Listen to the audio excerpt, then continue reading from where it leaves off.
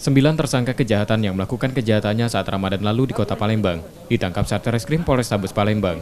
Beberapa tersangka yang ditangkap dilumpuhkan dengan tembakan karena melawan dan melarikan diri saat proses penangkapan.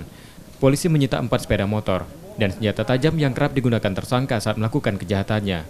Dari laporan polisi, tersangka sering melukai korbannya jika melawan.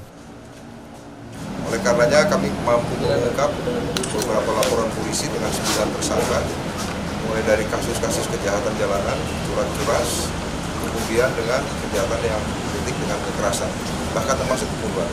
Jadi 9 tersangka ini terbagi dalam beberapa kejadian.